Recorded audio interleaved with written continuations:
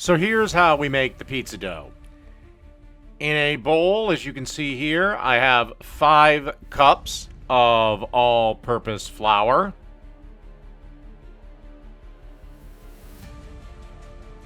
Then I'm going to add 2 packs of instant dry active yeast. If you use regular active dry yeast, not the instant stuff, then you will have to warm up the beer to about 110, give or take. Then we want to add a teaspoon and a half of sea salt. And then you want to add 16 ounces or 1 tall boy of beer. Can be pretty much any beer you like. I just go with Budweiser because that's what I like. Okie dokie.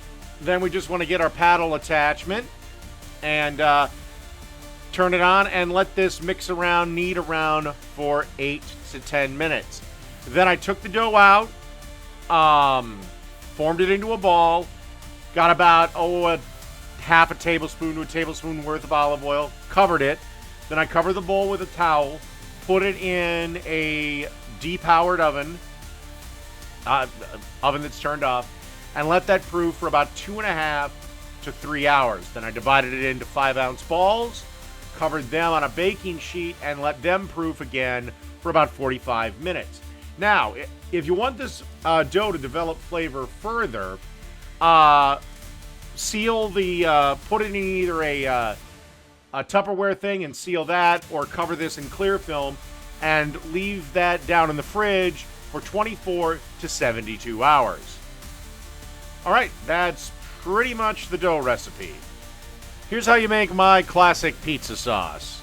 You take 28 ounces of tomato sauce, add a tablespoon of olive oil, 3 cloves of minced garlic, a teaspoon of salt, 2 teaspoons of balsamic vinegar, a teaspoon of Italian seasoning, a half a teaspoon of black pepper, and a 1/4 teaspoon of red pepper flakes.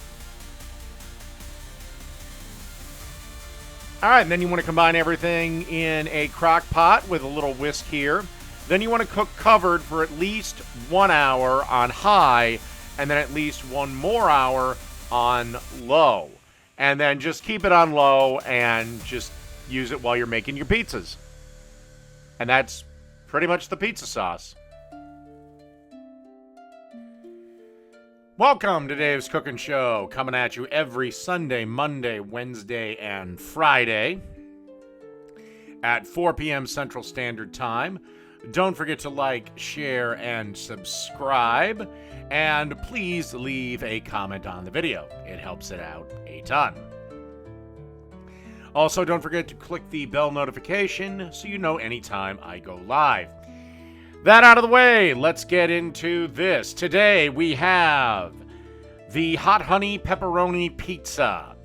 As you can see here, I have a 9-ounce dough in a 9-inch pan. The ball that I weighed out the dough ball to 5 ounces if you want to know how much dough you'll need for this. And then I added some of our pizza sauce that we made. And now we're going to add some dollops of ricotta cheese. We're going to move that all around in the sauce.